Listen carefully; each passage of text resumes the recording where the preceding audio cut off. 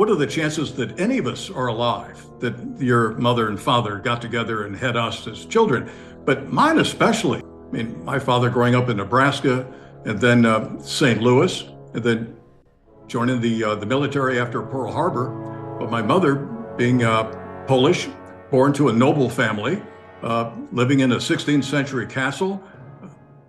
Throughout my life, anytime people heard the rudiments of this story, Polish countess and an American GI, prisoner of war, getting married after meeting in 10 days without sharing a common language, everyone sort of says the same, oh my God, what a story. Somebody should write a book. And everyone agreed, somebody ought to write a book. And then after a while, it dawned on me, I think I'm the guy that has to write the book.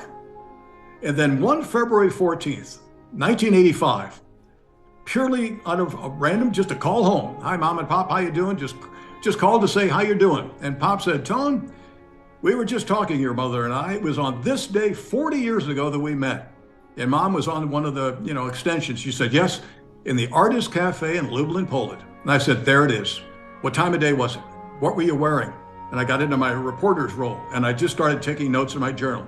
And after about 2 or 3 hours, of course, I wasn't going to get the whole story in one fell swoop. I said, now we've begun this, and now I've got your tacit approval where anytime I want, I can call up and we can get into the story in detail.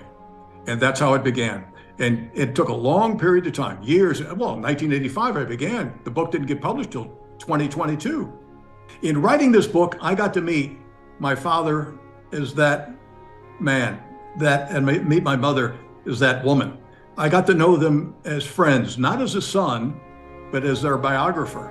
And it deepened our relationship. It brought us much closer, and it gave me an appreciation for the struggles of that generation. And going back and reading history and being part of history, it made me grow up, even though I was a full adult. It made me see the world in a different light. Mom was a poet, and she had that deep Slavic melancholy. And every time we read her poetry, it was just deeply, it was deep and sorrowful, and a sense of loss and longing. It was in the eyes, the effect of war.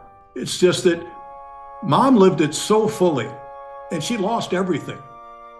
And you could hear it in her writing. And it encouraged me in my writing, the fact that Mom had put her words down so poignantly throughout her whole life and talked about the friendships that she left.